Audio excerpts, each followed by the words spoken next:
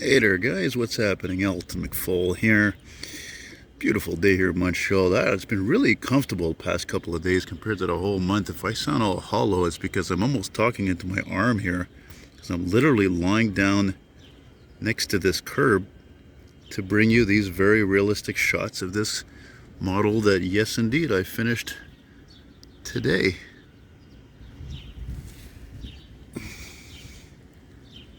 Pretty beautiful, eh? It's actually turning out to be more daunting than I thought I was going to do. See, what happened is I was going to go to the park where you see my other models, where I filmed them on the top of this picnic table. But at this time of day, it's after 6 p.m. last day of July 2023. And it's just a bunch of people there, mothers and kids and stuff. And I'm like, and I didn't feel like going home. I said, you know what? I'm going to go to the church that's nearby. And fittingly, there's an ambulance responding.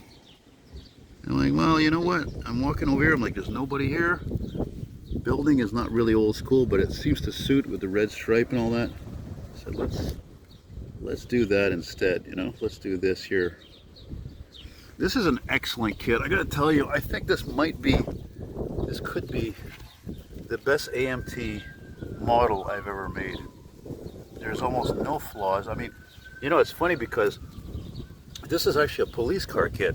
And what I did is the stripes and the crest are actually from the 70 Chevy Impala I made last fall, which I filmed near here, and they actually went on perfectly with this. But that kit is flawed. It's got a very unfitting hood. As well as the rear bumper was a pain in the ass. Didn't fit well at all. But everything on this car fits perfectly. There's no bad flash or, like I said, anything warped or. And even surprisingly, also, it doesn't help that it's really windy, eh? Surprisingly also, I don't think I've ever built a model where it was all screwed. The front to back, it's screwed. There's 4 screws, as you can see. Now, I gotta tell you something else. What's funny about this model is that,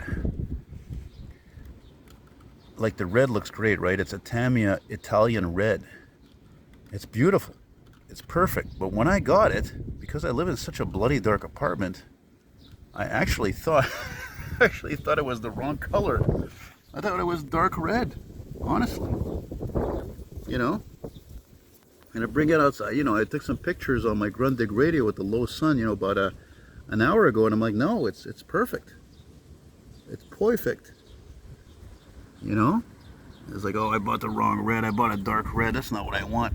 So I don't know if you can see, but I also put in a fire extinguisher there on the bottom. There's a CB radio. Stupid me, I didn't realize until today. I forgot that there were actually decals for the instrument panel on this model. Go figure, Yeah. Yeah, it's not the best to film this right now, eh? But I love how all this looks real. Ever since the last so many models I made, I said I'm never gonna do a video of one of my finished models inside. What the hell for? Lighting's never as good. This is the perfect lighting. It looks realistic. And I gotta say, for this model, this looks amazing. I think I might even do these videos more here than anywhere else, really. Mind you, it's just a little too much shadowing though, eh? Like, I'm not in a rush or anything. What are we here?